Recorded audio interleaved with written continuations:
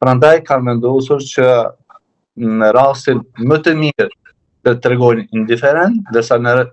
rastin më të keq ta neglizhojnë në tërësi atë çfarë po ndodh në kuvendin e Kosovës, sepse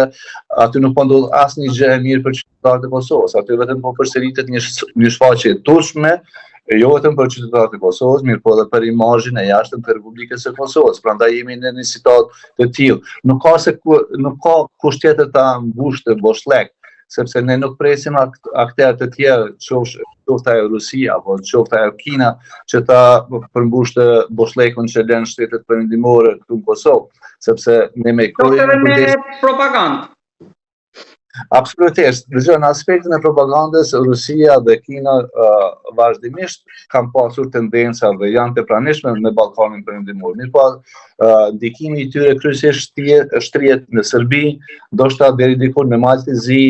në Bosnjë-Hercegovinë, mirpo e kanë pasur të pamundur që të kenë ndonjë ndikim të dukshëm në Kosovë. Dhe kjo është një gjë e mirë e cila ka ndodhur në Kosovë, mirë po kjo nuk ka ndodhur vetëm falë angazhimit të institucioneve shtetërore të Kosovës, ka qenë edhe kjo krykput falë angazhimit të Shtetit Bashkuar të Amerikës dhe shtetet të fuqishme të Bashkimit Evropian. Nuk shoh rrezik në rritje nga propaganda e Rusisë apo e Kinës në Kosovë, mirë po shoh rrezik nga neglizhenca dhe nga injorimi që po i bëhet këshilla miqësore që vijnë nga aleatët tanë, në këtë rast nga institucionet shtetërore të Republikës së Kosovës, më saktësisht nga qeveria e Republikës së Kosovës, sepse duhet bërë ndalja ndërmjet qeverisë së Republikës së Kosovës, institucionit të presidencës së Republikës së Kosovës dhe institucionet të tjera. Pas ardhjes së Trumpit me Amerikën të parën, perceptimi ishte që tani është Gjermania, mbështetemi aty, por edhe ata me luftën në afër, me ardhjen e Merçit, duket sikur kanë një orientim tjetër, jo ndaj Ballkanit, por ndoshta vëmendja për momentin, pasi në mos gaboj dhe zyra e Sarazinit është mbyllur, në mos gaboj. Tani a është dhe kjo një goditje, sepse zyra normalisht zërë sikur 90% për Kosovën ishte, pra përzidur problemin. Dëgja, duhet jemi të qartë. Roli dhe ndikimi konkret i Shtetit Bashkuar të Amerikës në Kosovë ka qenë, është dhe do të mbetet i pazëvendësueshëm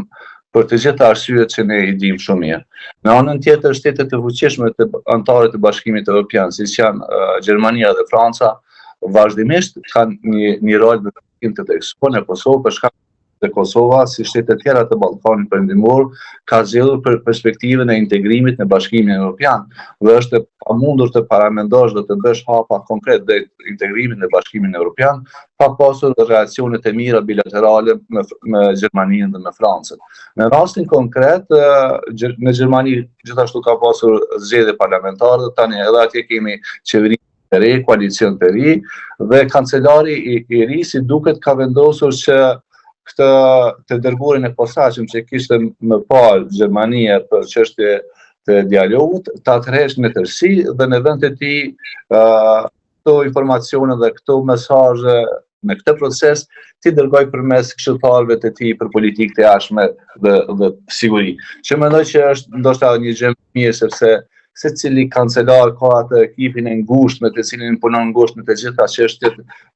ndërkombëtare dhe ato që ndërlidhen me sigurinë, dhe që ndoshta është edhe një hallkë edhe më e afër se s'ka qenë në të kaluarën. Mirëpo kjo nuk është se ka ndryshuar asgjë konkrete këtu në terren këtu në Kosovë, sepse